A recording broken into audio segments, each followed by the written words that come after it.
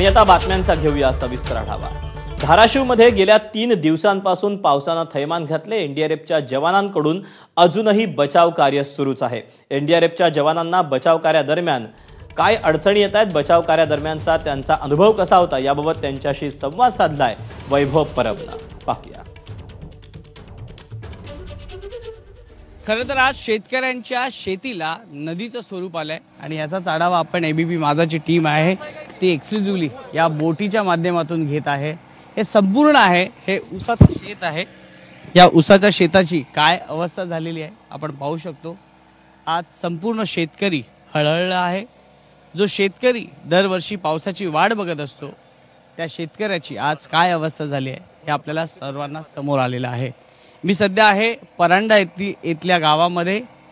ह्या गावाला संपूर्ण नदीचं स्वरूप आलेलं आहे आणि काही घरं, काही मंदिरं ही पूर्णच्या पूर्ण ही पाण्याखाली वाहून गेल्याची पाहायला मिळतात। हे परांडा तालुक्यातील कारंजा हे गाव आहे।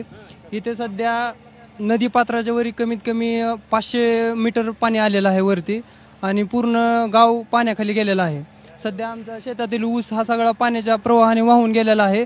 आम्हाला अक्षरशः अशी पाळी आलेली आहे की आमचे गाया जनावरे पूर्ण स्लॅबवरती नेण्याची पाळी आलेली आहे आणि सर्व शेतकरी गावाचे 1-2 किलोमीटर वरती आहेत। सध्या आम्हाला खायला पण अन्न नाही सध्या, त्यामुळं खूप बिकट परिस्थिती आलेली आहे। 4 दिवस काय नदीचं रौद्र पाहिलं आम्ही आमच्या जिंदगीत कधी पाहिलं नव्हतं। आमच्या म्हणजे 10 पिढ्याला पहिलं पाणी एवढं आलं नव्हतं, एवढं पाणी आलंय। पूर्ण नुकसान शेतीचं झालंय आणि घरात पूर्ण पाणी होतं आमच्या। लोक सुखरूप आहेत, लोक सुखरूप आहेत, स्थलांतरित केलंय। पहिल्यांदाच परिस्थिती अशी उद्भवलेली आहे।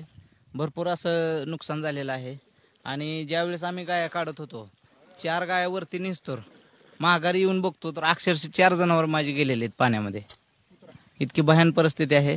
डोळ्यात एक जीव लावलेली जनावर पुरात वाहून गेली साहेब आणि पूर्ण घर पाण्यात दिसते, तुम्ही बघू शकता पूर्ण घर पाण्याखाली होतं। घरातले साहित्य, संसारोपयोगी वस्तू, पूर्ण जीवन विस्कळीत झाले। आपण बघूया की ह्या लोकांच्या भावना तर आपण पाहिले, हा संपूर्ण परिसर देखील पाहिलेला आहे। यांच्या काय शेतीचं सध्या या पावसामुळे अक्षरशः नुकसान झालेलं आहे। कॅमेरा पर्सन प्रशांत मानेसह वैभव परब, एबीपी न्यूज, परांडा।